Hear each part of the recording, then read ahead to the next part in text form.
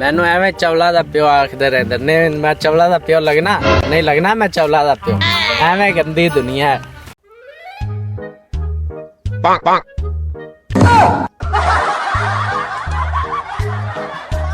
आ सियाना बंदा बैठे ने कोल पुछने है मैं चवला दा प्यो लगना। अस्सलाम वालेकुम। वालेकुम सलाम। की हाल है? ठीक। उस्ताद जी लोकी मैनू एवं चवला दा प्यो आखदे मैं लगना चवला दा प्यो। लोकी दे आखदे रहंदे ने। मैं को खाचा कीमा मैनू लोकी खाचा कीमा आखी रखदे ने। आ दुनिया दे एवं खाच मार दे तेनू को काम मैं ते मैं दस मैं हकीम हां। हकीम साहब मेरे दिल ते बड़ी पीड़ होती। सच्ची? हाँ हैं बड़ी पीड़ होती। बड़ी पीड़ हुंदी है। इनदा कोई इलाज दसो। चल तेन फिर इलाज दसा। दस दे ने एडी कड़ी गल यार। राती जदों तारे निकलन ना तारे हर एक तारे दे उत्ते दिल बार लिख के तू सो जावना।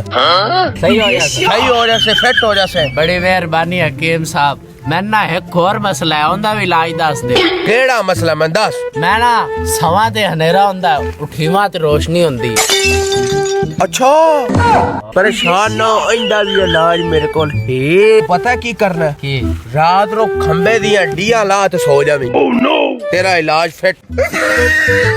वाह हकीम साहब वाह। चलो एक और मसला है वो भी दस दो।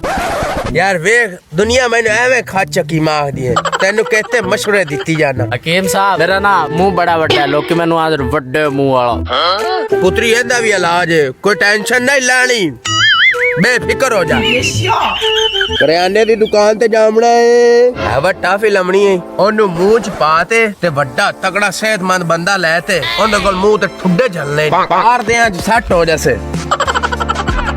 चलो हकीम साहब मेहरबानी एवं तेन लोग खाचे की मां इधर चंगा मैं जाना। यार खाचे कीमे वाली गल है सही। उत्ते नुक्सियां दे पैसे भी दित्ती जांदे ने। पैसे ते दे किदे जांदा पिया है? ओ पैसे तो को नहीं है। ओह नो इतनी देर नुक्सा पुत्र पूछी जाना है तू हैं? आ ठुड्डियां दा नक्शा याद है ना?